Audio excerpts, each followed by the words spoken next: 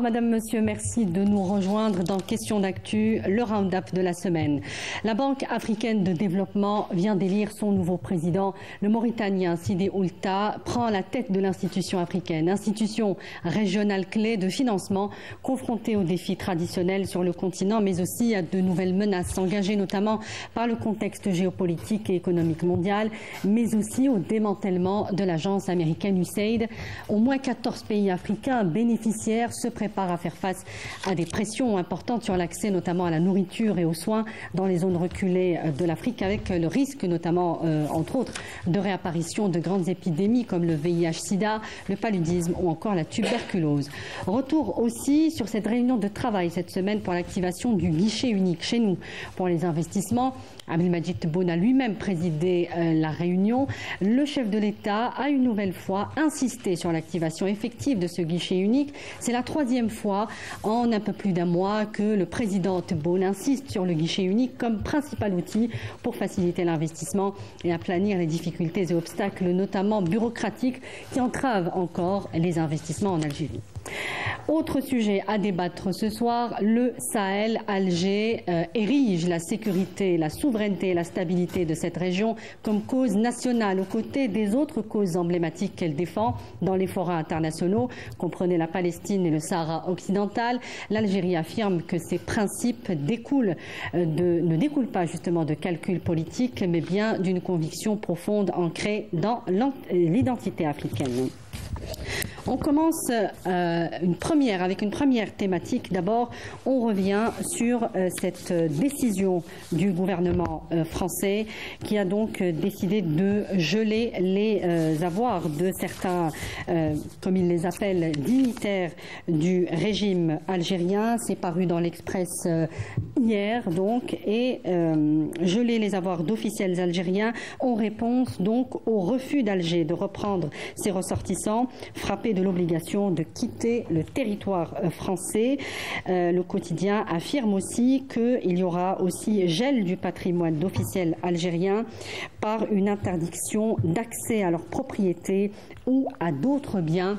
On va commenter tout cela ce soir avec nos consultants et nos invités. Monsieur Mohamed Ben Azouz, expert dans les questions géostratégiques. Bonsoir, merci d'être avec nous. Bonsoir. Avec nous également Zine Cherfaoui, journaliste et consultant de l'émission. Bonsoir Zine.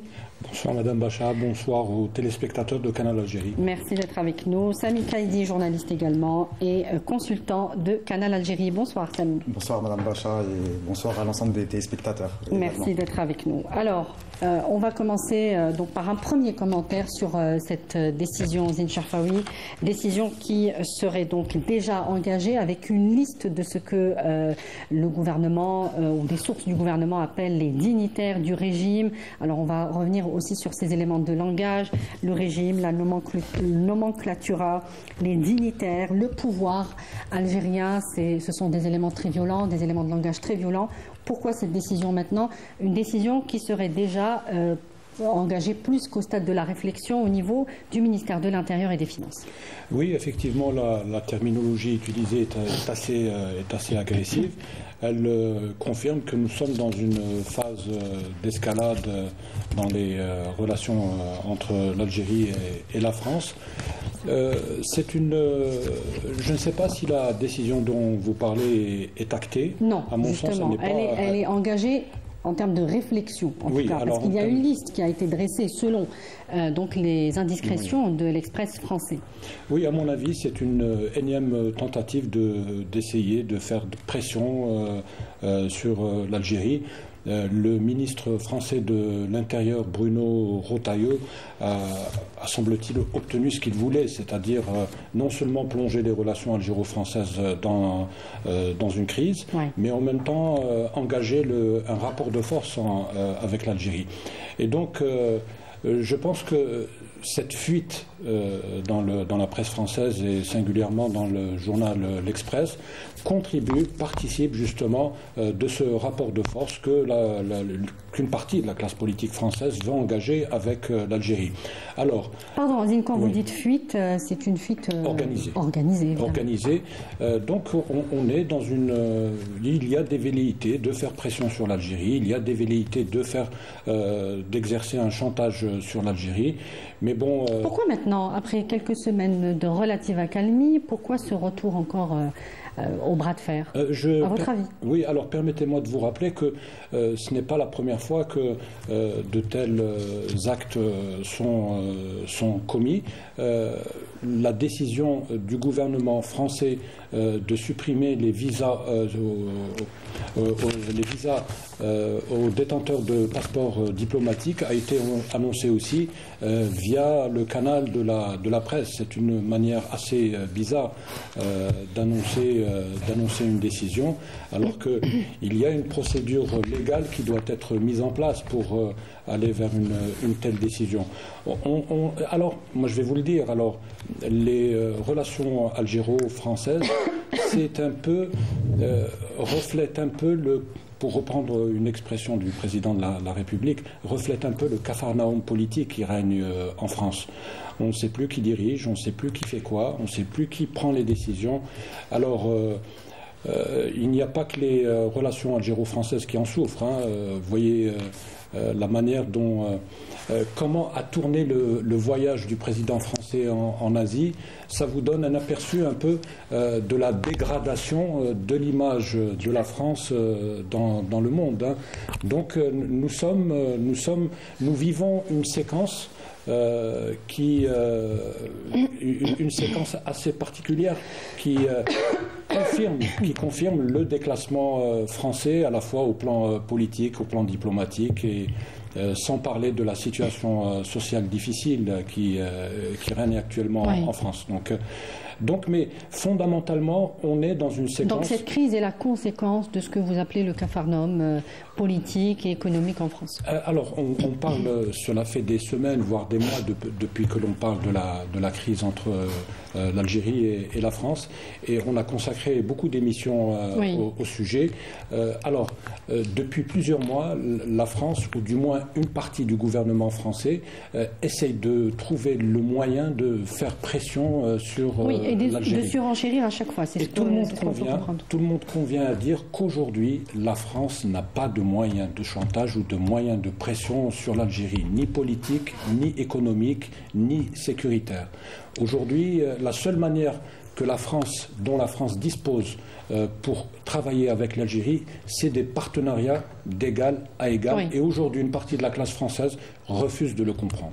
Alors, M. Benazzouz, il se trouve que le ministre de l'Intérieur, qui est donc derrière cette campagne de dénigrement de l'Algérie depuis quelques mois déjà maintenant, on avait déjà parlé au quotidien L'Express en janvier dernier. Donc ce n'est pas du tout un hasard que cette politique toujours de dénigrement et d'acharnement, on peut parler d'acharnement désormais sur l'Algérie, soit poursuivie aujourd'hui avec les mêmes acteurs.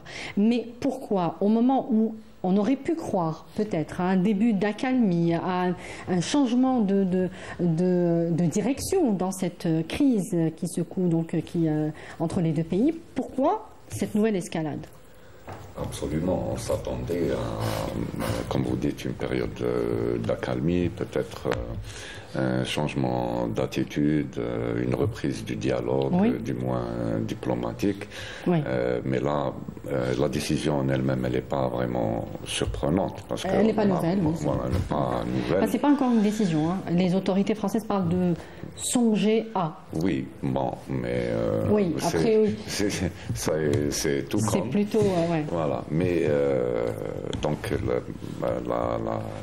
tout ce qu'on peut tirer de ça, c'est qu'il faut se rendre à l'évidence que la France n'a, comme l'a dit mon ami Zine, n'a aucun moyen de coercition, c'est-à-dire en direction de l'Algérie, et se refuse à essayer de renouer le dialogue pour régler des questions qui sont, la question des OQTF, c'est des questions techniques, oui. Chaque pays a sa propre perception de la question. La position algérienne, elle est connue. Nous attachons à ce que nos ressortissants aient épuisé tous les recours possibles avant de les accepter. C'est bien un prétexte. Voilà. C'est un prétexte, c'est bien ça. C'est juste un prétexte parce que c'est des questions techniques qui peuvent être réglées entre techniciens algériens et français. Je ne vois pas vraiment cette question comme une raison. Non, mais est-ce que c'est encore une fois, comme le disait Zine Cherfaoui, une manière de détourner l'opinion? Très certainement, mais il y a aussi cette pré-campagne qui s'annonce pré-campagne électorale. On sait que Bruno Retailleau est déjà en lice depuis longtemps.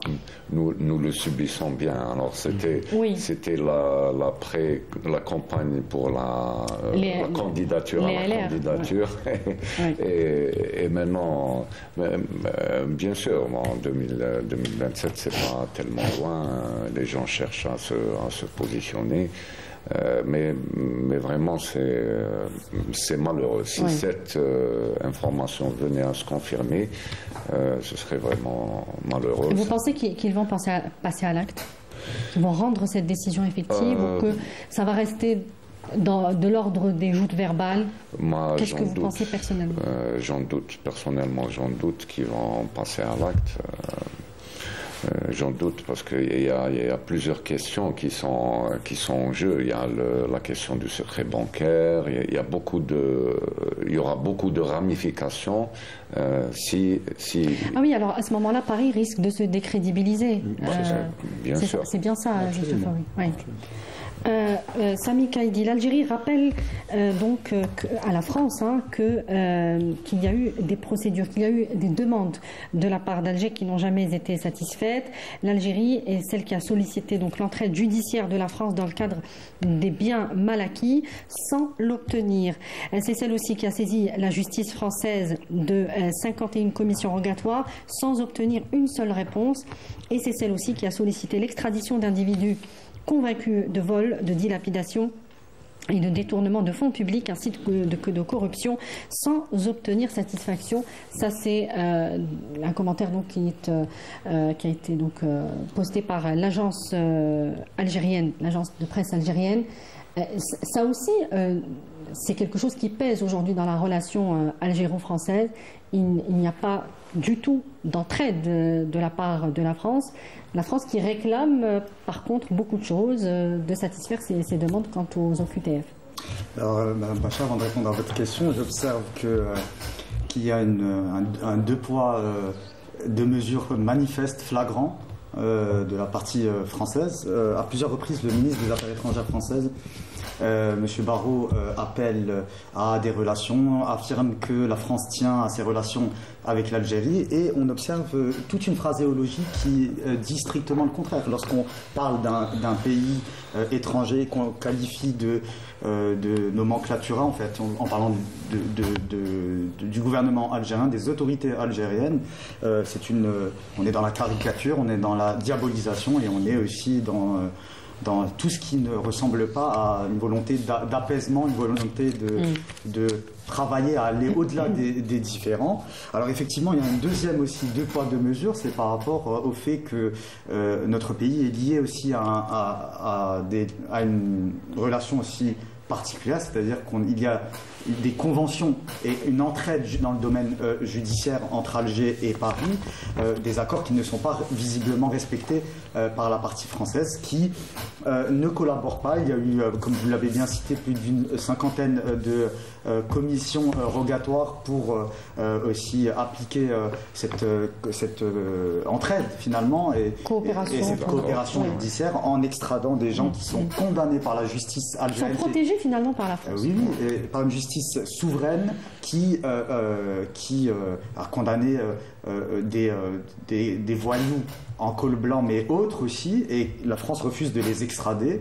Ils ont élu domicile de l'autre côté de la Méditerranée, et ça constitue, somme toute, un deux poids, deux mesures et une volonté de non-coopération. Donc, mais alors, ça fait un moment qu'on parle de cette crise et des raisons qui l'animent.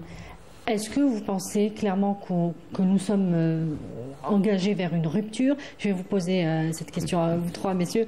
Est-ce que vous pensez que nous allons aller vers cette rupture, consommer cette rupture qui est engagée aujourd'hui? Ou alors est-ce qu'on va rester dans les soubresauts d'une crise qui ne dit pas son nom, mais en même temps qui ne se règle pas au fil du temps? Je constate, voyez-vous, qu'une partie de l'établissement en France a fait le pari de la rupture par tous les moyens. Vous voyez, quand un ancien ambassadeur de France à Alger écume les plateaux de télévision et de radio pour s'attaquer à l'Algérie, pour salir et traîner notre pays dans la boue, c'est qu'il y a une volonté manifeste d'aller vers le pire. D'ailleurs, il parle régulièrement de rupture, etc. Oui, mais ça reste un ancien ambassadeur. Ça reste un ancien ambassadeur, mais qui régulièrement, constamment... Oui. Non, mais je remets juste les choses dans leur contexte. Est-ce qu'il y a aussi une partie de l'establishment français qui ne veut pas aller vers la rupture? Et de l'oligarchie aussi, parce que quand on observe que certains plateaux sont finalement les joujoux, si j'ose dire, de certains oligarques, qui ont d'ailleurs des visions assez néocoloniales, étriquées, pas qu'en Algérie, mais également sur le reste du continent africain. On observe que finalement c'est le pari du pire. J'espère qu'il y aura un ressaisissement. Vous croyez à une rupture? Moi, je pense que cette partie-là va faire tout pour la rupture. Et s'il n'y a pas de l'autre côté de la Méditerranée un élan, un sursaut, si je puis dire, malheureusement, on se dirige vers le pire. Voilà. Zine Chafaoui, vraiment rapidement sur cette question. Alors moi, c'est les faits, rien que les faits. Nous sommes déjà dans une situation de rupture qui ne dit pas son nom. Oui. Alors, c'est la plus grave crise entre l'Algérie et la France depuis 1962. Oui. Pourquoi je dis que nous sommes dans une situation de rupture? C'est simple, les deux présidents ne se parlent plus. Il n'y a plus d'ambassadeurs dans les deux capitales des deux pays. Il n'y a plus de coopération sécuritaire entre les deux pays. La France pratiquement a rompu tous les canaux diplomatiques. Elle ne communique plus que par voie de presse, et quand elle communique, c'est pour menacer, pour exercer du chantage, pour tenter d'exercer des pressions. Moi, je pense qu'il faut dire les choses telles qu'elles sont. Nous sommes déjà dans une situation de rupture. Oui. Est-ce que vous pensez qu'il y a aujourd'hui, dans l'establishment français, des personnalités suffisamment influentes pour redresser la barre et puis aller vers la diplomatie, le langage diplomatique, ou alors que on va aller vers une rupture longue et définitive peut-être? Je ne crois pas sur la question de la rupture. Je pense qu'il faut réfléchir en termes de moyens. La France n'a pas les moyens d'aller vers la rupture, alors que l'Algérie pourrait les avoir. Donc, en parlant de situation c'est un jeu de bluff pour vous.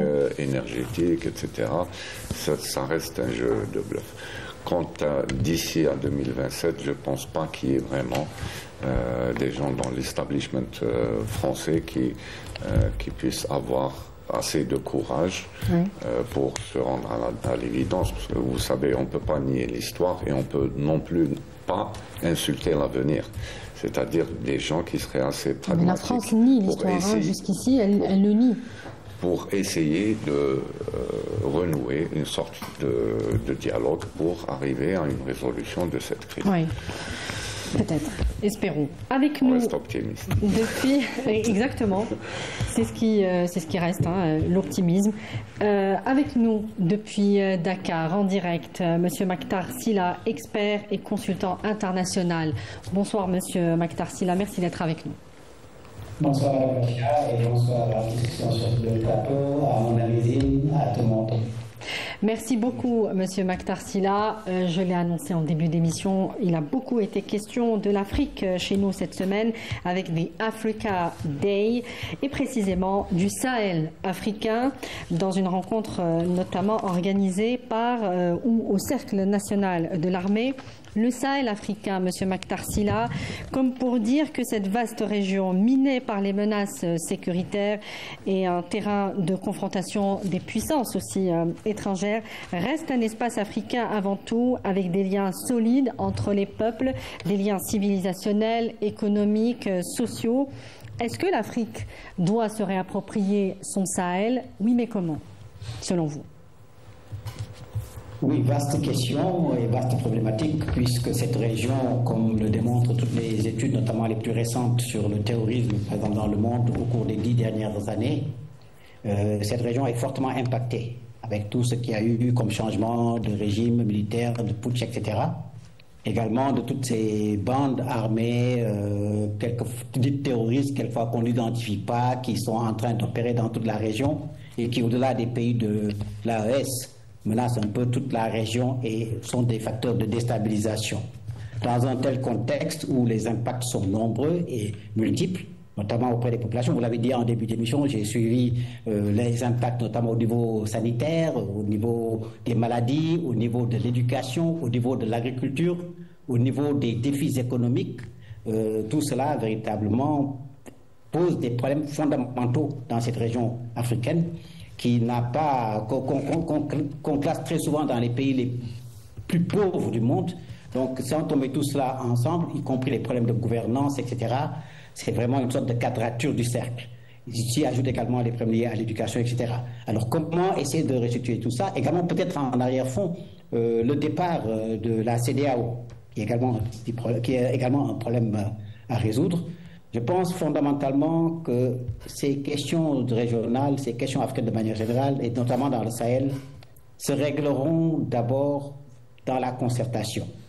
Dans la concertation, au lieu de déployer des armées, je l'ai dit très, très souvent, j'ai donné l'exemple de l'Algérie qui est intervenue et qui a empêché qu'il y ait une armée de la CEDEAO qui aille rétablir l'ordre dans ces pays-là. L'Algérie, à ce moment, qui n'est pas un pays du Sahel, a pris ses responsabilités en tant que pays panafricain pour apporter des solutions politiques, des solutions diplomatiques.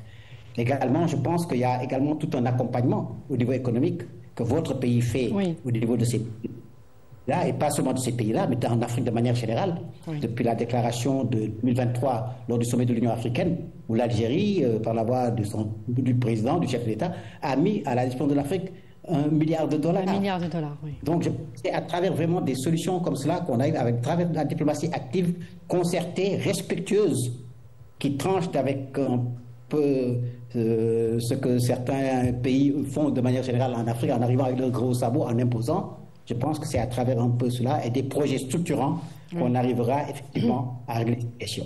Mais Monsieur Mactar Sylla, cela fait 20 ans tout de même qu'on débat des problématiques et des soubresauts qui agitent le Sahel. La situation n'a jamais fait finalement qu'empirer pour de multiples raisons, parfois on le disait propres aux États eux-mêmes dans la région.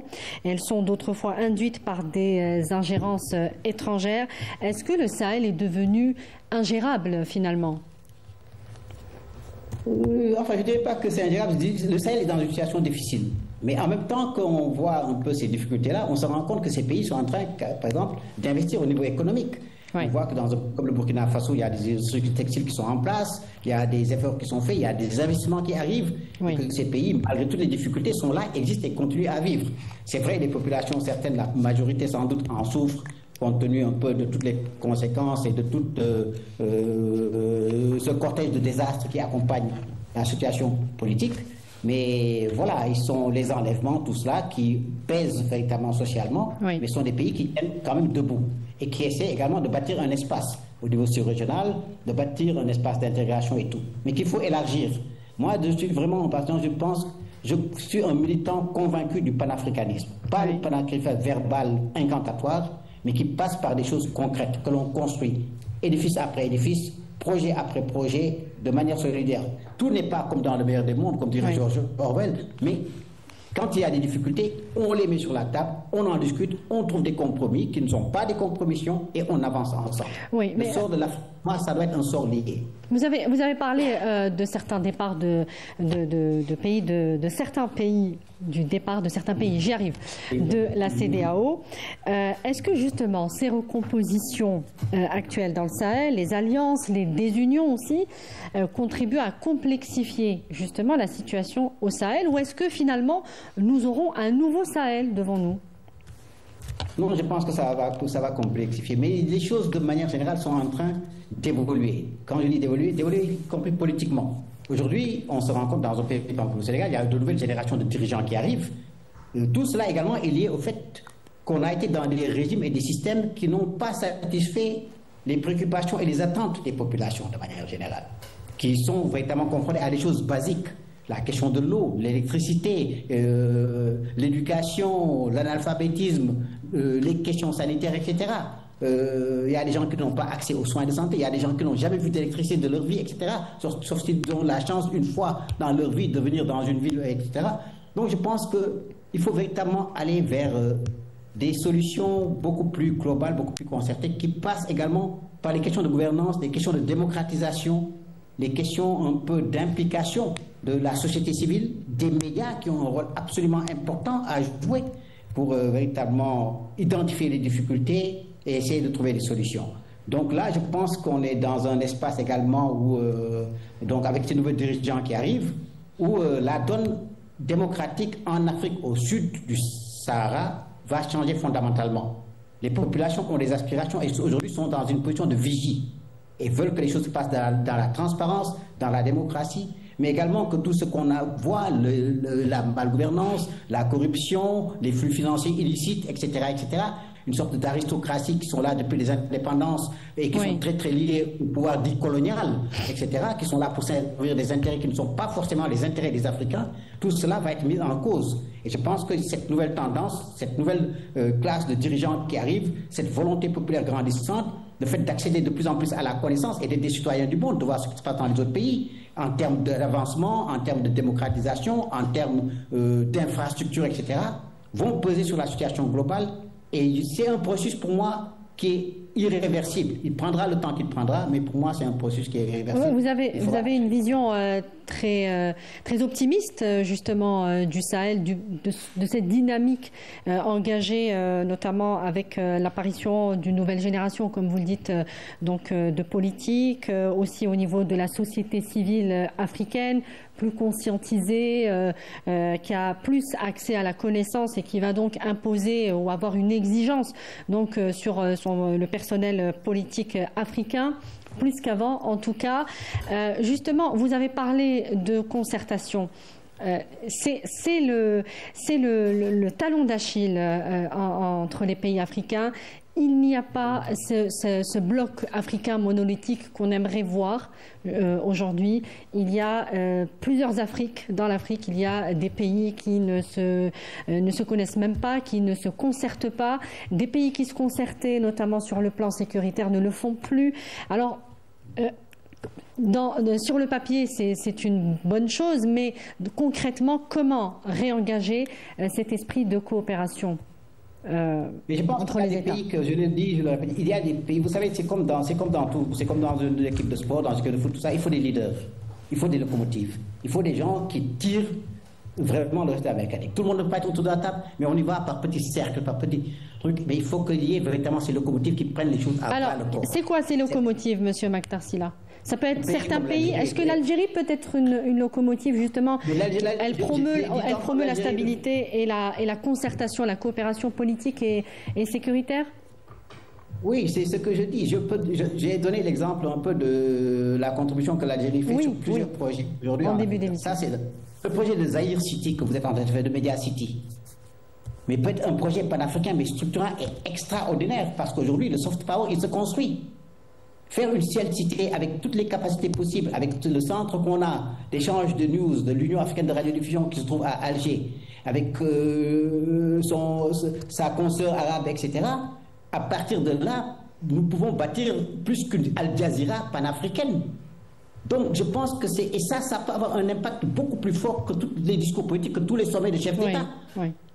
En termes de connaissances, en termes de... Oui, et c'est un exemple que je donne pour avoir eu l'occasion et le privilège d'avoir présidé pendant 2 ans les assises des médias du Sénégal. Oui. J'ai donné l'exemple, et je le donne au gouvernement du Sénégal, de ce que l'Algérie est en train de faire dans le domaine des médias. Pour moi, c'est fondamental, parce que c'est ça qui va permettre effectivement qu'on n'inculte pas et qu'on ne mette pas dans la tête de gens qui sont partout dans le monde que l'Afrique, voilà, c'est des voleurs, c'est des tyrans, etc., etc., que nous ne réalisons absolument rien, que nous n'avons pas des intellectuels, que nous n'avons pas des analystes comme on le voit sur ce plateau-là. Et c'est ça qu'il faut montrer, qu'il y a une certaine intelligentsia. Au-delà de ça, il y a des Africains qui, sans avoir fait tous les titres que nous pouvons avoir les uns et les autres, mais sont des intellectuels que j'appelle les intellectuels organiques au sens de Gramsci, qui ont un savoir-faire, qui peuvent faire des trucs, qui font bouger les lignes en n'étant pas dans les mêmes conditions que l'Occident de manière générale. Donc c'est par tous ces mécanismes-là. On n'a pas besoin d'être 100 au départ, d'être les 50 et quelques pays. Il faut être un certain nombre de pays, 3, 4, 5, qui construisent patiemment, véritablement, cet édifice dont nous avons besoin. Soit c'est ça, soit nous allons rester encore pendant des décennies et des décennies sous le joug de puissance. Comment peut-on expliquer un continent qui a une démographie qui est l'une des démographies les plus remarquables et les plus dynamiques du monde aujourd'hui, qui a les ressources les plus importantes aujourd'hui du monde, qui a les terres cultivables, qui a de l'eau, qui a tout, et que nous soyons là vraiment à la remorque de pays... Mais il y a les ingérences, hein. Il y a encore la problématique des ingérences, Monsieur Mactar. Justement, mais c'est ça. Mais les ingérences, je pense que les populations également, plus elles seront conscientes, plus qu'elles auront accès à l'information, à l'éducation, elles seront ceux qui assureront, qui seront les garde-fous, qui permettront effectivement que ces choses de plus se passer de la sorte. Et je pense qu'également, encore une fois, nous, les médias, avons une responsabilité première. Pour faire connaître les pays encore mieux, pouvoir échanger davantage. Et je pense que aujourd'hui, la technologie, l'intelligence artificielle, les médias, tout cela, si on se les approprie et qu'on émet les contenus qui sont les nôtres avec nos propres narratifs, avec nos propres analystes, pas seulement sur l'Afrique, mais sur la marche du monde, des choses qui sont en train de se passer. Ce qui se passe à Gaza, ce qui se passe aux États-Unis, à Harvard, etc. Les mesures qui sont prises, Elon Musk, ce qu'il est en train de faire, toutes ces choses-là, que nous puissions avoir des Africains qui puissent expliquer ces choses-là, je pense que c'est la seule et la bonne méthode pour y arriver. Et nous atteindrons une masse critique qui fera qu'à un moment, nous atteindrons un seuil irréversible, et ce ne seront plus les Africains qui iront courir derrière les autres, mais c'est les autres qui viendront de plus en plus courir vers l'Afrique, parce que c'est le continent du présent et de l'avenir. Merci beaucoup, Monsieur Mactar Sylla. Vous étiez avec nous depuis Dakar. Merci pour votre intervention brillante, très pertinente. Merci. Merci à vous et bonsoir à toute l'Algérie, à tous les amis, tous les frères, toutes les sœurs et à la télévision, à Ifriqiya FM, à vous tous. Merci infiniment. Zine Charfaoui, je voulais parler des problématiques du Sahel, mais M. Mactar Sylla vient nous renverser complètement le mood, j'ai envie de dire. Il voit plutôt le verre à moitié plein qu'à moitié vide. Effectivement, il y a des dynamiques intéressantes sur le plan des investissements, et ça, on ne le dit pas assez. Il y a de nombreux défis, oui, mais il y a aussi des belles choses qui se produisent. Oui, Mactar Sylla, que je salue au passage, c'est un très grand homme des médias en Afrique. Il a entièrement raison.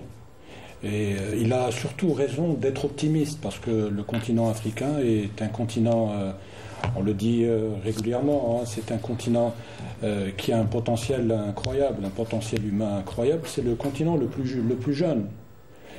Qui dit le plus jeune, ça veut dire qu'il y a aujourd'hui... une jeunesse qui n'aspire qu'à prendre le gouvernail en main et conduire le continent africain sur des rivages plus sereins. Ouais. Il a raison d'être optimiste. Il a raison d'être optimiste. Non, mais c'est plus que de l'optimisme. Le continent africain a les moyens de... Non, mais plus que les moyens. Il y a effectivement de la coopération, des exemples d'intégration régionale en Afrique. Oui. Il y a plus que ça. Il y a du commerce, il y a des échanges, qu'on appelle ça, le libre-échange entre pays, la libre circulation. Oui. Il y a ces exemples à citer, et c'est vrai que souvent, on parle de l'Afrique. On en parle mal de l'Afrique. On n'en dit que du mal. On dit que c'est un continent en retard. Alors qu'il y a des choses. Il y a des choses qui se font actuellement. Oui, il y a des choses qui se font. Il y a une Afrique qui avance. il y a une Afrique qui gagne, il y a une Afrique qui n'est pas populiste, il y a une Afrique qui pense à bâtir le continent, à bâtir des pays fondés sur la démocratie, fondés sur la liberté, la libre entreprise. Il y a par contre une Afrique qui régresse, il y a une Afrique où il y a des coups d'État, oui. Il y a une Afrique où on revient à des États autoritaires. Je voudrais juste signaler, au moment où nous parlons, nous célébrons le cinquantenaire de la création de la CEDEAO. L'espace ouest-africain.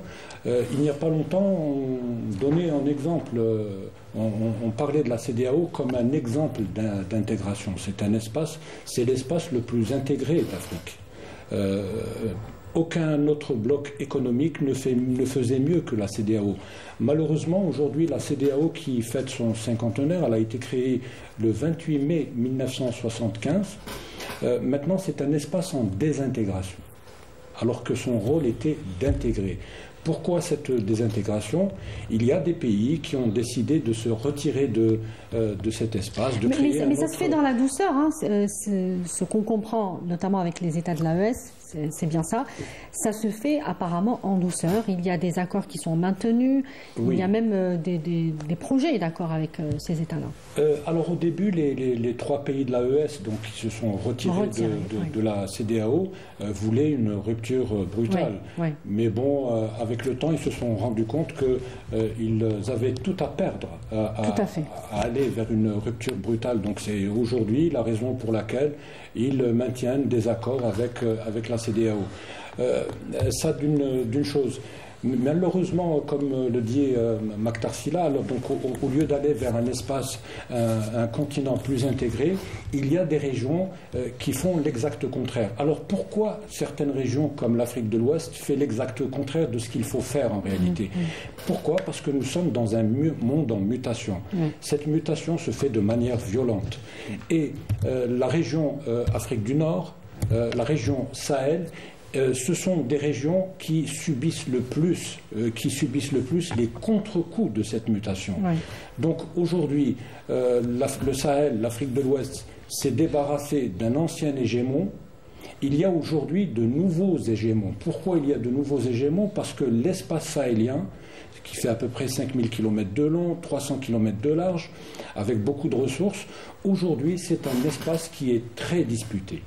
Il y a des puissances extra-régionales qui veulent plonger cet espace dans le chaos pour créer une sorte de statu quo. Ils nous reviendront, une fois que tout le monde sera neutralisé, ils reviendront exploiter les ressources de cet espace. Aujourd'hui, le danger justement qui guette l'Afrique et qui guette particulièrement le Sahel, c'est parce que cette région-là devient un espace de confrontation entre puissances. Alors, M. Benazouz, on a parlé des États de l'AES, notamment le Mali, avec lequel nous ne sommes pas en très bons termes en ce moment. Mais il y a ce message. Alors, on a parlé de l'Alger qui plaide pour la reprise de la coopération militaire, sécuritaire, mais il y a aussi cet autre message important à retenir lorsque Ahmed Attaf, le ministre des Affaires étrangères, a parlé de l'attachement d'Alger à la souveraineté des États et de son voisinage, à l'intégrité de leurs territoires nationaux et à l'unité de leur peuple. Autant qu'elle tient, l'Algérie, elle tient à ces principes-là, autant qu'elle tient à sa propre souveraineté, son intégrité et son unité. Et c'est donc une manière de porter le Sahel comme cause nationale. Ça, c'est nouveau aussi aux côtés, je le disais, de la Palestine et du Sahara occidental. Vous me direz si vous avez des réserves là-dessus, mais en tout cas, ça a été cité comme ça dans l'allocution du ministre des Affaires étrangères. Ça, c'est un élément de langage nouveau.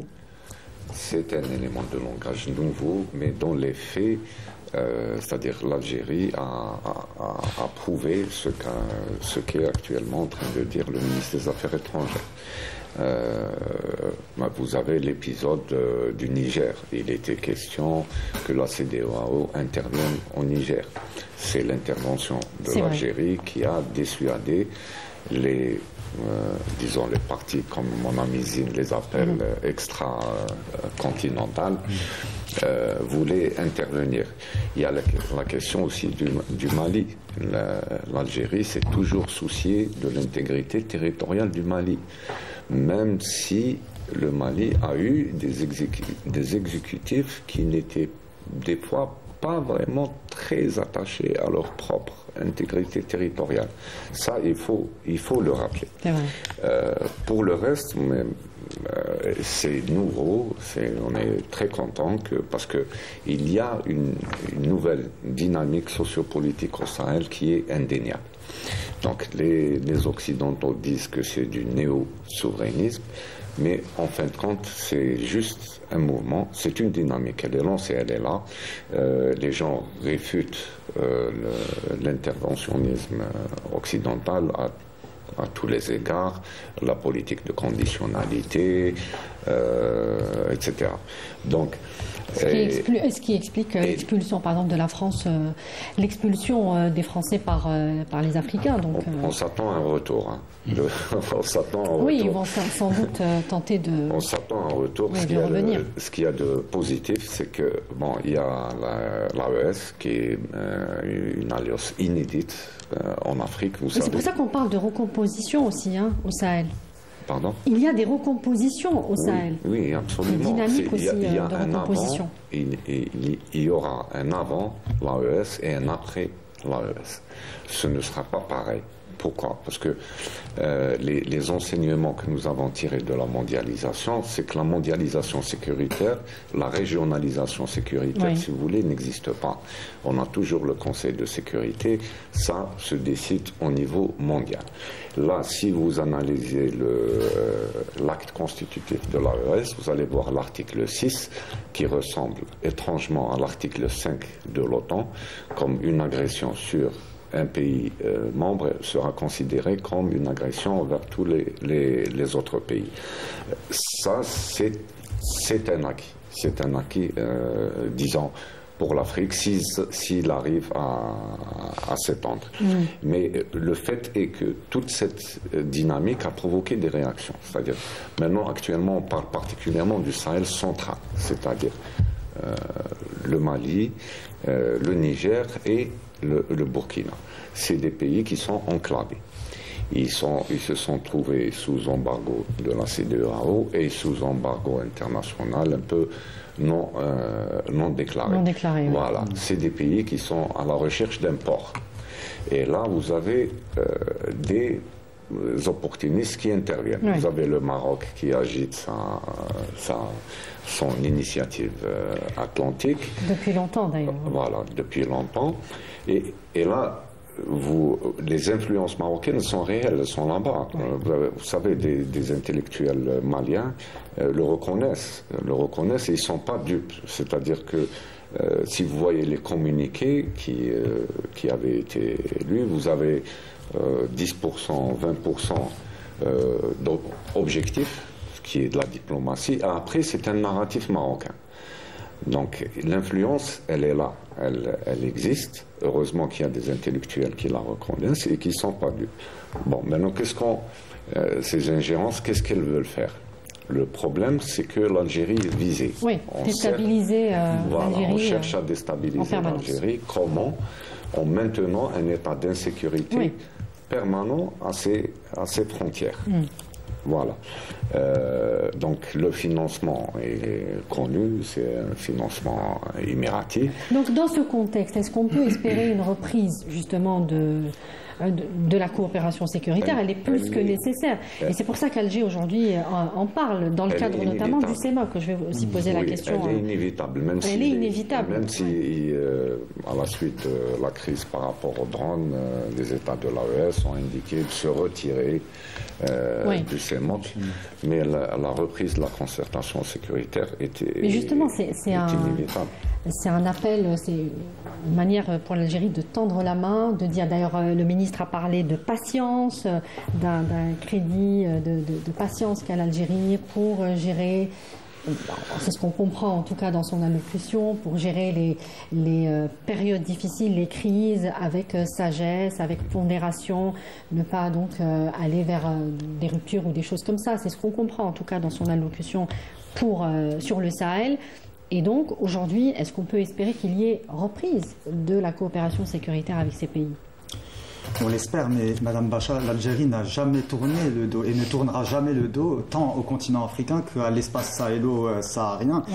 Mais j'ai envie de pointer du doigt une certaine ingratitude parce que l'Algérie a toujours pesé de tout son poids pour défendre les intérêts suprêmes, notamment de cette sous-région sahélo-saharienne, en proposant des programmes de développement assez ambitieux. On peut citer la transsaharienne, la dorsale à fibre optique, des projets aussi qui permettent une connexion entre ces pays enclavés du Sahel à la mer Méditerranée, aussi des espaces d'échange, de troc, des espaces aussi des zones franches, si j'ose dire. Or, malheureusement, notre pays n'a récolté que des propos diffamatoires, des propos blessant et l'Algérie n'a jamais cessé de tendre sa main, notamment pour une coopération. Et l'Algérie a une approche assez originale. C'est une approche qui défend coûte que coûte la souveraineté des pays voisins, leur intégrité territoriale et la politique de bon voisinage. Malheureusement, l'Algérie aussi s'est caractérisée par une approche qui n'a pas été reconnue par ces pays-là, c'est celle de la coordination, de la coopération et pas du diktat. Ça a marché un temps. Ça a marché avant les coups d'État anticonstitutionnels. Mais aussi les ingérences. Et les ingérences, surtout les ingérences, car ces ingérences, elles sont le fruit de puissances hostiles aux intérêts de la région, des puissances qui veulent finalement diviser pour mieux régner et s'accaparer des richesses naturelles. Il y a aussi des puissances, si on peut les qualifier de puissance, Madame Bacha, c'est ce régime tyrannique marocain qui s'accoquine avec les pires ennemis j'ai envie de dire de l'humanité, mais également du continent. Voilà, avec le sionisme. D'ailleurs, on a pu voir qu'au moment où les pays d'Afrique, et surtout les pays d'Afrique du Nord, se sont liés avec l'Algérie pour faire des essais sur le terrain, le régime marocain a préféré s'accoquiner une nouvelle fois avec les tortionnaires de l'entité sioniste. Donc finalement, voilà, aujourd'hui le continent est victime des appétits voraces d'un certain capitalisme en déclin. Mais ces pays-là, est-ce que vous pensez que finalement, ils vont être, à un moment donné, il va y avoir un sursaut par rapport à ces ingérences qui ne sont pas bénéfiques, qui sont malveillantes carrément, et est-ce que justement leur intérêt est ce retour vers un cadre de coopération avec les pays de la région? Le sursaut il est là. Je pense c'est ce qu'a dit en tout cas Maktar Sylla. Voilà, je pense également comme M. Sylla qu'il n'y aura pas cette logique finalement, que c'est pas durable finalement, car les intérêts bien compris de ces pays sont avec l'Algérie, avec la coopération avec le voisinage et non pas dans une politique d'hostilité, parce que finalement quand on analyse les discours et les actions politiques de certains pays du Sahel, c'est toujours de l'agression vis-à-vis des voisins, pas que l'Algérie, on voit une attitude très agressive notamment à l'égard de pays tels que la Côte d'Ivoire, etc., tels que la Mauritanie aussi. C'est pour ça d'ailleurs que l'Algérie parle de patience. Voilà, la patience, car finalement tous contre un ne dure pas finalement longtemps. Rapidement. Non, moi personnellement, je pense que la situation va évoluer très très vite au Sahel, et particulièrement dans l'espace de l'Alliance des États du Sahel. Et il faut savoir qu'au moment où nous parlons, les régimes en place à Bamako, un peu moins ailleurs, mais à Bamako par exemple, les régimes en place, les dictatures militaires en place sont contestées par la population.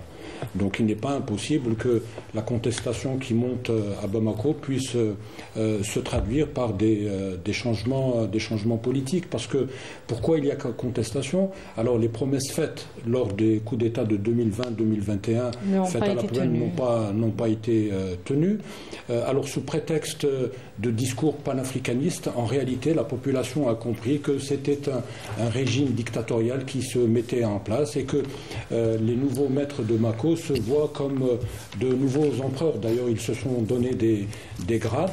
Et pire que ça, aujourd'hui, ce qui se passe au Sahel, d'où justement la raison du séminaire organisé en début de semaine par l'armée nationale populaire à Alger, c'est que les rivalités géopolitiques au Sahel, aujourd'hui, constituent des défis sécuritaires. Oui, ça complexifie la situation qui est déjà... la sécurité. Et pourquoi il complexifie la sécurité? Parce que les pays de l'Alliance des États du Sahel ont ouvert, comme le dit Mohamed Ben Azzouz et Sami Kaidi, ont ouvert la porte à des acteurs extra-régionaux qui sont en train de provoquer, qui non seulement essayent de couper l'Algérie de sa profondeur sahélienne, parce que l'enjeu est là, et quand on coupe l'Algérie de sa profondeur sahélienne, on sabote aussi le projet de gazoduc qui peut relier le Nigeria à l'Algérie, ensuite à l'Europe, mais plus encore, donc on essaye de contester le rôle pivot de l'Algérie.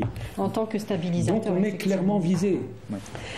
On a été rejoint très discrètement d'ailleurs par Nazim Sini. Bonsoir. Bonsoir. Vous êtes agrégé d'économie et enseignant à l'université Aix-Marseille. Merci d'être avec nous. On va passer donc à une troisième thématique, comme je vous l'annonçais en début d'émission. On va commencer avec vous, cette troisième thématique à propos du guichet unique, Nazim Sini. En un peu plus d'un mois, vraiment, le président de la République est revenu à 3 reprises sur l'activation effective du guichet unique. On comprend par là qu'il y a une forme d'urgence économique à le mettre en place.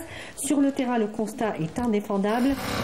Les dossiers d'investissement prennent trop de temps à être traités, les contraintes bureaucratiques ne sont pas levées et le problème du foncier industriel reste posé.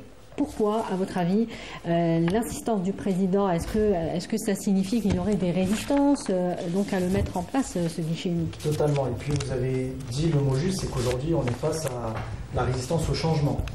C'est-à-dire que vous avez beau prendre des décisions, qui sont des décisions fortes pour l'économie du pays, mais force est de constater qu'elles ne sont pas appliquées immédiatement sur le terrain. Donc il y a un problème de transposition opérationnelle des décisions politiques de haut niveau. Et ça s'explique aussi parce qu'il faut mettre en branle l'ensemble de l'administration qui est en charge de ces dossiers-là de traitement de l'investissement. Et vous savez, aujourd'hui, ce qui compte dans l'économie moderne dans laquelle nous vivons, c'est effectivement la vitesse d'exécution. Vous le voyez, chaque semaine, chaque mois, il ne se passe pas une actualité où l'on ne parle pas de nouveaux bouleversements géopolitiques, économiques. Ça va très vite, effectivement, que ce soit sur le terrain technologique, industriel, de l'innovation. Vous avez vu également les décisions des droits de douane qu'ont eu, ces décisions qui ont été prises par le président Trump, qui ont totalement chamboulé l'économie mondiale, en brouillant les pistes et la visibilité de l'ensemble des acteurs économiques. Et il était important pour le président de la République de rappeler que l'Algérie doit s'inscrire justement dans cette mondialisation, dans cette chaîne de valeur à laquelle l'Algérie souhaite s'inscrire, et ça passe par moderniser notre économie, moderniser nos administrations, faciliter également les démarches pour nos investisseurs, parce qu'il faut rappeler que ce sont eux qui représentent le cœur économique du pays, que ce soit les investisseurs privés nationaux, mais aussi les IDE que l'on tente d'attirer dans notre pays. Donc il y a une volonté... Mais alors, si on disait le président de la République s'y reprend à 3 fois, en un peu plus d'un mois, donc c'est très court comme délai pour que des déclarations ou des rencontres soient présidées par le chef de l'État lui-même sur le même sujet. Donc, je le disais, il y a une urgence économique. Vous avez parlé de modernisation, effectivement. Mais est-ce qu'il y a les moyens? C'est peut-être une question de moyens. Avons-nous les moyens de le mettre en place? Non, aujourd'hui, donc, c'est vraiment une question de mentalité. Non, c'est une question de mindset. Vous l'avez dit. Je pense que, et je l'ai toujours dit, dans notre pays, le véritable changement doit être culturel, avant d'être économique, avant d'être technologique ou financier. Parce que les ressources, nous les avons. C'est quoi les moyens qu'il faut mettre en place pour un guichet unique? Alors, quand on parle de moyens, pour moi, il faut accompagner les agents publics, justement, en charge de l'investissement, à ce qu'ils puissent prendre ce train en marche de la modernisation des administrations. C'était déjà un peu le cas à travers l'API. Tout à fait. Ça n'a pas donné les effets. Parce qu'il y a un changement de paradigme qui a eu du mal à se mettre en place. Vous savez, c'est un changement aussi de métier, c'est un changement de méthode, parce qu'ils n'ont pas l'habitude d'avoir un guichet unique. Avant, l'ensemble des démarches des investisseurs étaient totalement éclatées. Et vous savez, la plupart des agences justement en charge de l'investissement travaillaient en silo. Là, pour la première fois, on leur demande de travailler de manière coordonnée, de manière synchronisée. Elles ne sont pas habituées. Oui, mais est-ce qu'elles ont les moyens de le faire rapidement? Parce que c'est toute une logistique, oui, c'est quelque chose à mettre en place tout de même. Exactement, mais ça passe par de la formation, ça passe par de l'accompagnement, ça passe aussi par expliquer, donner du sens à cette nouvelle méthode de travail, à cette réorganisation aussi du service public, qui doit être en fait au profit et au service de l'investisseur. C'est surtout ça, il ne faudrait pas que ces administrateurs puissent penser qu'ils sont les chantres ou les gardiens du temple. Bien au contraire, ce sont eux les facilitateurs et c'est eux qui vont ériger des ponts entre les investisseurs et l'économie nationale. Nous en avons besoin, je l'ai toujours dit, aujourd'hui l'Algérie a besoin d'entrepreneurs, a besoin de bâtisseurs. Nous avons besoin d'investissement, nous avons besoin de plus de capitalisme. Quand je dis capitalisme, dans le sens noble du terme, c'est-à-dire avec une fluidification, une circulation accrue des capitaux. Il faut aussi que l'on simplifie le cadre réglementaire. Par exemple... C'est déjà le cas aussi dans la loi de la dernière loi sur l'investissement. Mais il faut aller beaucoup plus loin. Pour moi, il faut encore... Par exemple, il faudrait que l'on puisse être capable de créer son entreprise en 24 heures et non pas en 10 jours. Il faudrait que l'on puisse être capable d'ouvrir un compte bancaire professionnel en 48 heures et non pas en 15 jours. Et puis surtout, je pense que la dématérialisation va nous faire gagner énormément de temps. Nous sommes dans un processus de transformation numérique, mais qui n'est pas totalement abouti. Vous le voyez, demandez à l'investisseur combien de documents doit-il imprimer, légaliser et les mettre dans son dossier. Ce sont des dizaines de documents. Alors que nous avons les outils technologiques, les moyens de réduire justement ce dossier à juste un simple clic par Internet ou par email. Ouais. Et c'est là où on parle de réticence, parce que c'est aussi plus de transparence, moins d'opacité dans le traitement des sujets. Monsieur... Pardonnez-moi. Monsieur Benazouz, excusez-moi. Vous avez aussi beaucoup travaillé sur le guichet unique. Dans le communiqué qui a sanctionné cette dernière réunion, il est souligné, je cite, « Le travail du guichet unique concerne essentiellement l'action purement d'investissement et n'a aucun lien avec la gestion administrative, qu'elle soit centralisée ou décentralisée. » Qu'est-ce que cela veut dire selon vous ? En fait, tout le dispositif dont nous sommes en train de parler est contenu dans la loi 2218 du 24 juillet 2022. C'est une loi très complète. La dernière loi sur l'investissement. Sur l'investissement, date de juillet 2022. Et vous avez un ensemble de garanties en plus d'avantages fiscaux qui sont accordés aux investisseurs. Et là, parmi les garanties, vous avez une possibilité d'accès à l'arbitrage international, même en l'absence d'accord spécifique entre le pays de l'investisseur étranger et l'Algérie, ce qui est une première. Oui, parce que ça comprend aussi les investissements structurants, les investissements étrangers aussi. Il y a, pour les investissements structurants, également, l'État se propose de participer. Oui. De participer dans le projet. Donc, ce qu'il y a dans la loi, comme l'a dit Mandé, est quelque chose de parfait. Maintenant, qu'est-ce qu'il y a eu de nouveau? On a vu que la dernière réunion se concentre sur des questions de foncier, surtout industriel, là où il reste beaucoup de problèmes, beaucoup disons, de lenteur. Et on est allé même à évoquer son gaz aussi, on a évoqué aussi la question des visas pour éventuellement des investisseurs étrangers, ce qui témoigne d'une volonté de l'État d'optimiser cette loi qui date déjà presque de 3 ans. Oui. Voilà. Donc quand on parle d'administration administrative, justement, quand on dit justement qu'il ne s'agit pas de gestion administrative décentralisée, ni même centralisée, ni même décentralisée. Alors c'est là où je comprends pas. Centralisé, on comprend. On ne veut pas d'une administration centralisée pour la bureaucratie, etc. Mais ce n'est même pas ce n'est plus une approche administrative. C'est ça. C'est une approche économique. Oui, c'est ce que dit ce communiqué. Non, maintenant pour les guichets uniques, il faut faire la différence entre deux types de guichets uniques. Vous avez le guichet unique destiné aux investisseurs étrangers et aux investisseurs nationaux au-delà d'un certain montant qui est très important. Les projets structurés. Cette question vise surtout le guichet unique qui est destiné aux investisseurs locaux. Là, il n'est pas utile de parler de centralisation. Très bien. Donc, voilà. Et donc, Sami Kaidi, votre avis sur... Ce que apporte justement cette loi de juillet 2022, c'est que, vous savez, il y a 9 ministères qui sont censés être représentés au guichet unique, en plus d'autres organismes annexes. Donc, les responsables qui sont au sein de ce guichet unique ne peuvent pas ne pas prendre des décisions pour les dossiers qui leur sont soumis. Ils ne peuvent pas dire que ça va être pris au ministère, ils sont obligés de prendre ces décisions. Et les garanties pour cette loi sont vraiment très importantes, qu'il y a une autre garantie de recours que je qualifierais de suprême auprès de la présidence de la République. C'est que si vous voyez qu'il y a une entrave à votre investissement, vous pouvez déposer une requête et au sein de la présidence de la République, on est obligé de vous répondre au bout de 1 mois. Donc vous voyez... Oui. Mais est-ce que c'est pas encore un peu long? En principe, il ne devrait pas y avoir de contraintes. On ne devrait pas...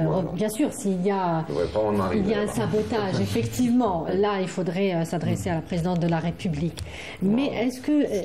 Pourquoi il pourrait encore y avoir des entraves et des... oui. Bon... et des obstacles. C'est des entraves bureaucratiques. Mais quand on parle de guichet unique, c'est la fin des obstacles. C'est bien ça?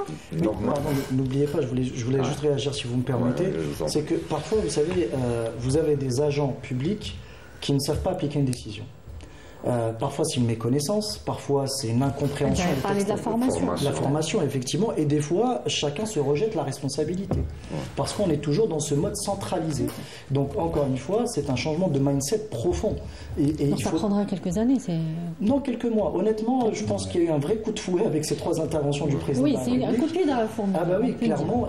Et je pense que là, on va attendre des résultats. On ne sera plus sur des déclarations ou de bonnes intentions, mais plutôt des résultats factuels, puisqu'il faut mettre en place ce qu'on appelle des KPI, c'est-à-dire des indicateurs clés de performance, en disant aujourd'hui nous avons reçu tant de dossiers qui ont été traités en tant de temps, et je pense que c'est sur ça qu'il va falloir juger les résultats de cette...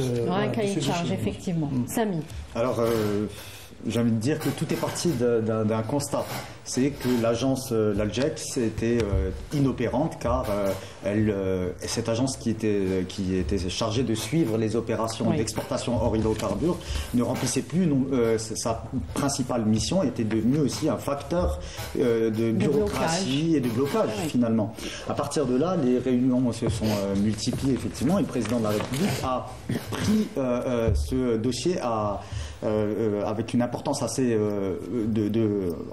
importante, car il a érigé en priorité. Oui, c'est-à-dire que dès avril, il a donné un délai d'1 mois pour pouvoir remettre en place ce guichet unique. Le 26 mai dernier, soit il y a 3 jours, une réunion de travail a été organisée. Et le 20 mai avant la réunion du 26. Exactement, et une réunion aussi du gouvernement le 23 avril.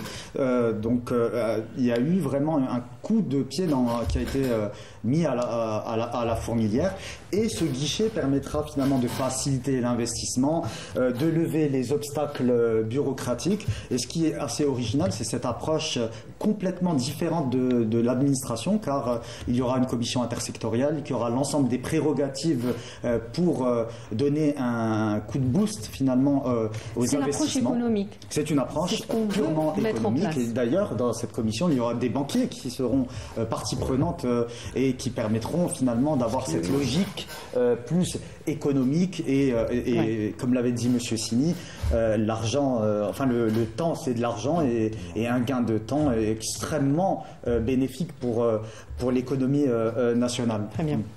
Zine Cherfaoui, un nouveau président à la tête de la BAD. Pourquoi cette élection a, selon vous, mobilisé l'attention de la presse mondiale?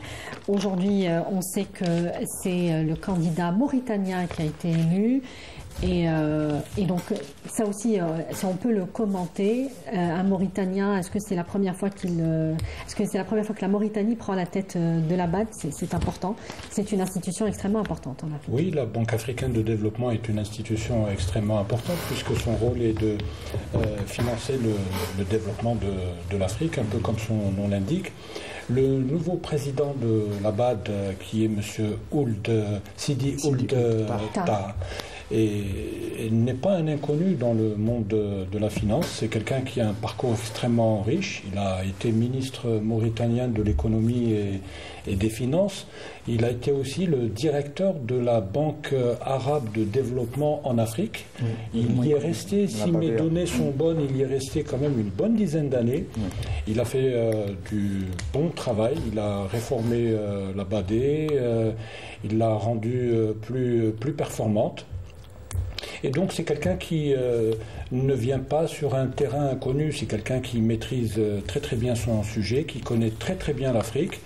Et par contre, c'est quelqu'un qui aura beaucoup de défis à relever à la tête de la Banque africaine de développement. Son prédécesseur a fait aussi du bon boulot. Donc il trouve une Banque africaine de développement en bonne santé.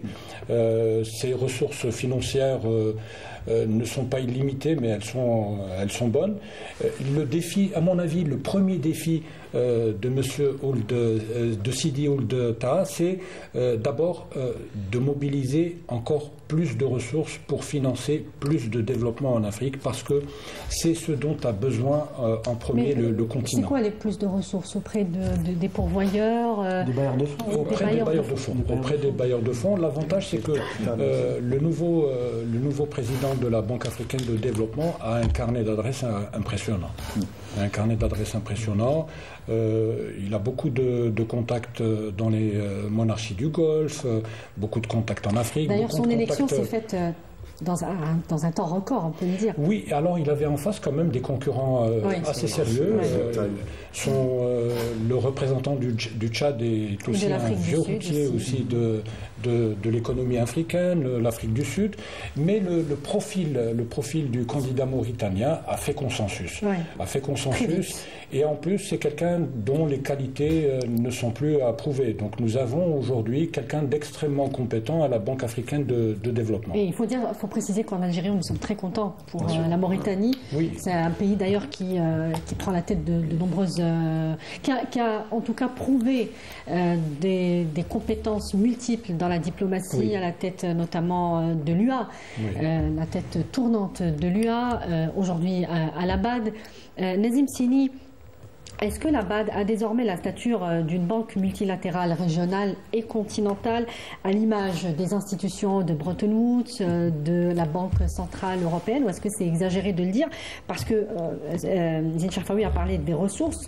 En 60 ans d'activité, le capital de la BAD est passé de 250 millions de dollars à 318 milliards actuellement.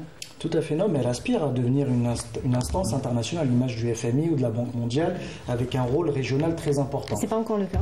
Ça va le devenir. Pourquoi? Parce qu'effectivement, je rejoins ce qu'a dit mon collègue, c'est que d'abord, les sources de financement, vous savez que les États-Unis se sont retirés, donc il y a un trou de 550 millions de dollars dans le total bilan de la banque. De trou béant, effectivement. Voilà, de trou béant, mais surtout, durant son discours d'investiture, Sidi Ould Tah a clairement dit qu'il souhaitait que chaque dollar mobilisé par la banque devait capter 10 dollars supplémentaires de capitaux privés.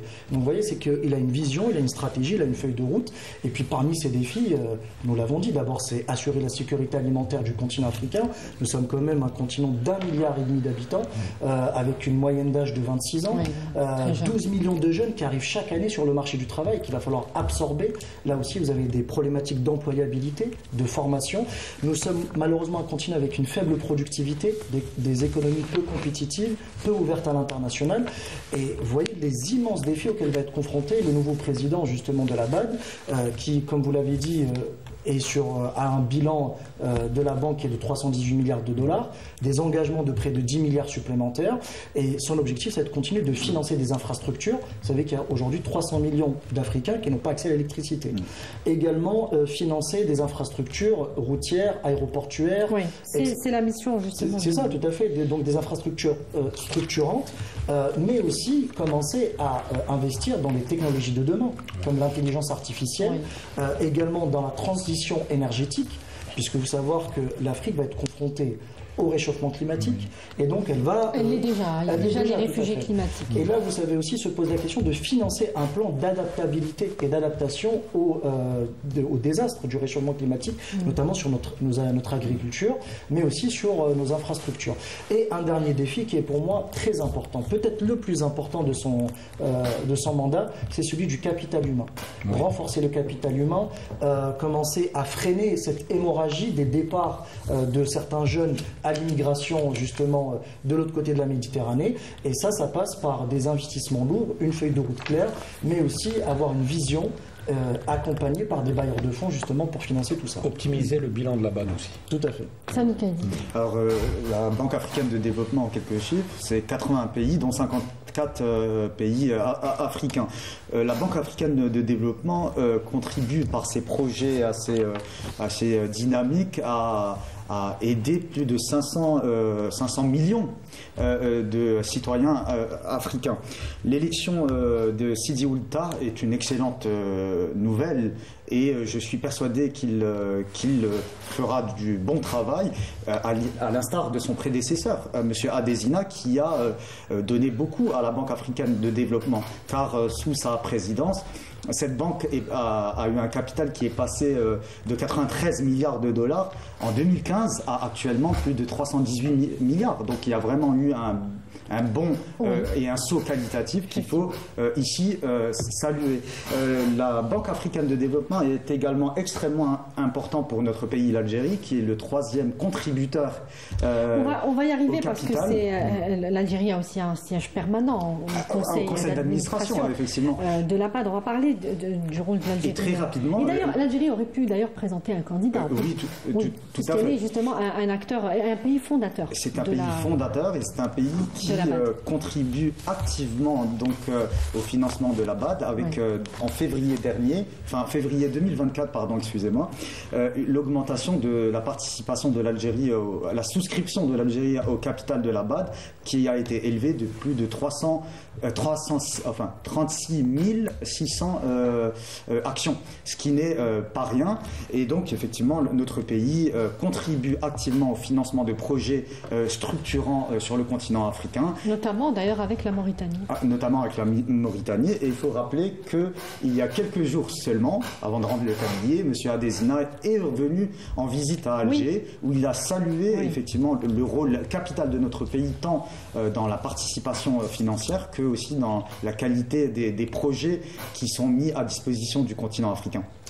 Monsieur Benazouz, on a parlé de ce trou béant que va laisser le désengagement donc de l'USAID décidé par l'administration américaine actuellement, et ce sont des fonds importants qui vont donc être perdus, notamment en direction des programmes de santé. On disait de l'accès aux soins, l'accès à la nourriture, l'accès à beaucoup de choses, à l'électricité, etc., dans les zones reculées africaines. Est-ce que ce manque de ressources, cet assèchement de l'USAID va provoquer on peut parler peut-être de séisme financier au niveau de la BAD, ou est-ce que la BAD peut juguler cette crise et, comme le dit Zine Chafaoui, trouver de nouvelles sources de financement? Pour la BAD, ça va être exactement 555 millions de dollars en moins. Comme le nouveau au niveau de quand on dit $1 va générer 10 autres dollars pour des projets particuliers comme les projets d'éducation, de santé, que la vocation, si vous voulez, de la BAD, c'est de financer ce type de projets, de projets de plus de route. 6500 projets d'ailleurs ont été financés par la BAD depuis sa création. Voilà.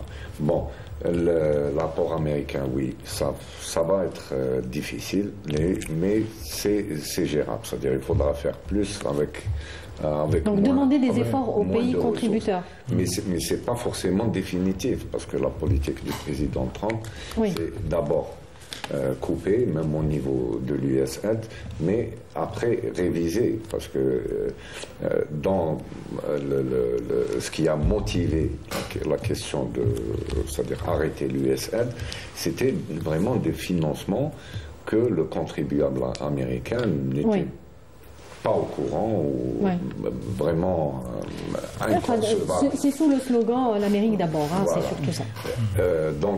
Donc là, ce ne sera, je pense, que temporaire, selon vous.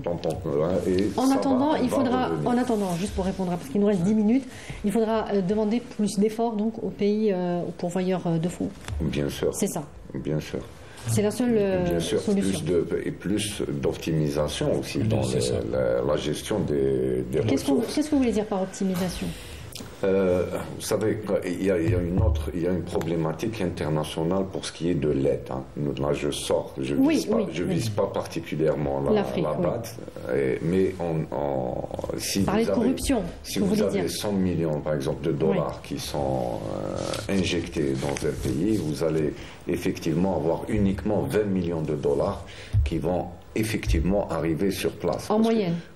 Voilà, parce que c'est des programmes qui sont gérés par des ONG et c'est beaucoup d'intermédiaires. Voilà, donc quand c'est des gens qu'on va expatrier, on va leur ramener un thriller de Houston, on va leur ramener de la climatisation H24, on va leur payer du mazout pour faire la climatisation, etc. Ça fait beaucoup de frais, ça fait que la performance en général de l'aide internationale, c'est 20% qui arrive. Oui. Donc il y a matière à optimisation. Donc l'optimisation, c'est gérer les flux. On va terminer sur une dernière question. Alors deux questions précisément. Est-ce que, encore une fois, ce démantèlement de l'USAID, démantèlement provisoire comme le dit M. Benazouz, est-ce qu'il peut permettre à l'Afrique et à la BAD plus spécifiquement d'acquérir une sorte de souveraineté économique, de se passer tout simplement des financements extérieurs, et peut-être que ce ne serait pas plus mal d'ailleurs. Et aussi, je voulais revenir sur ces exemples en Afrique, exemples de pays qu'on appelle les géants aux pieds d'argile. On pense au Nigeria notamment. C'est aussi. Bon, j'ai pris le Nigeria ce soir. On va prendre cet exemple-là, mais effectivement, il y a l'Égypte. Le Nigeria, qui est quand même le premier pays le plus peuplé d'Afrique, 228 millions d'habitants, qui a quand même réussi ses réformes économiques avec son président actuel. Mais en 2024, la Banque mondiale a estimé que 60% des Nigérians vivaient en dessous du seuil de pauvreté. C'est énorme, c'est 129 millions de personnes qui donc vivent dans la précarité. Et c'est ça aujourd'hui aussi l'Afrique. Ce sont ces pays sur lesquels on compte, mais qui sont faibles économiquement, qui restent faibles. Et c'est un défi aussi pour la BAD. Oui, il y a beaucoup de paradoxes en Afrique. Vous venez de citer le paradoxe nigérian. Il y a aussi le paradoxe sud-africain, qui est aussi l'une des meilleures économies d'Afrique, mais dont le peuple continue de souffrir. L'Afrique du Sud, qui est un pays ami de l'Algérie, auquel nous souhaitons beaucoup de bien. C'est un pays que je connais bien parce que j'y suis allé au moins 3 ou 4 fois. Ce qui fend le cœur, c'est que quand on va dans certaines villes, il y a encore des townships. Oui. Ça ne devrait pas exister plusieurs années, plusieurs décennies après la chute du régime de l'apartheid. C'est pour ça qu'on parle parfois d'États riches et de peuples pauvres. Et des exemples comme ça, il y en a beaucoup en Afrique. Oui. Aujourd'hui, le défi, justement, c'est d'inverser la tendance. C'est d'avoir des politiques qui permettent de rendre les pays riches, mais qui permettent aussi de sortir les peuples de la pauvreté. Juste revenir un peu par rapport à la BAD, c'est que la BAD n'est pas aussi une association caritative, donc elle n'est pas là aussi pour distribuer l'aide, mais elle est là pour générer de l'argent et surtout investir dans des projets structurants en Afrique qui peuvent réellement permettre à l'Afrique de relever un certain nombre de défis. Monsieur Nazim en a parlé lors du début, lorsque l'on a entamé la discussion du sujet.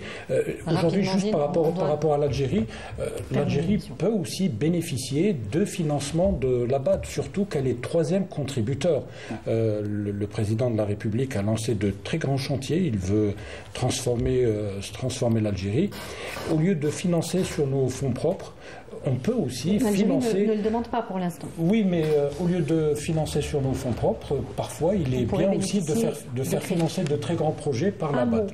Un mot, je disais, sur cette souveraineté économique qu'on pourrait acquérir à travers la BAD et se passer des financements extérieurs, étrangers. Totalement, en fait, c'est une volonté d'émancipation, clairement. Donc, et puis vous savez, il y a d'autres mécanismes. Est-ce que la BAD peut se le permettre? Bien sûr, en fait, si vous réformez le système de gouvernance et que vous avez une vision stratégique, évidemment... Ça peut être l'occasion, avec des engagements de un nouveau président à sa tête, avec une nouvelle feuille de route, et surtout impliquer le partenariat public-privé. C'est surtout ça la vision du nouveau président, en disant il faut qu'on implique aussi des partenaires privés dans nos dépenses d'investissement, histoire de soulager les dépenses publiques de certains États africains qui sont dans une vulnérabilité budgétaire assez importante. Et puis, vous l'avez dit, je pense aussi qu'il faut dorénavant éviter la paupérisation des peuples en redonnant quelque part leur destin économique. Je vous donne une minute. Sami Kaidi, parce qu'on doit rendre l'antenne. Oui. Alors, pour répondre à cette question, je ne vais pas dire que la BAD peut, la BAD doit s'affranchir finalement de cela, et c'est une opportunité en or, car finalement la BAD reflète un peu la vision algérienne qui est qu'aux problèmes africains, il y a des solutions africaines, et finalement le cap c'est l'autonomie et la souveraineté, et on n'invente pas le fil à couper le beurre en disant ça, car à son époque le philosophe grec Épicure avait dit que celui qui se satisfait de lui-même, il obtenait ce bien inestimable qui est la liberté. Merci beaucoup, Sami Kaidi. Vous êtes consultant de l'émission. Merci, Zine Cherfaoui, également consultant de l'émission. Monsieur Benazo Saïd, Mohamed Saïd, expert dans les questions géostratégiques, et Nazim Sini, agrégé d'économie et enseignant à l'Université d'Aix-Marseille. Merci, messieurs. Merci d'avoir participé à ce débat. Merci à vous de l'avoir suivi. Je vous souhaite une excellente suite des programmes et à bientôt.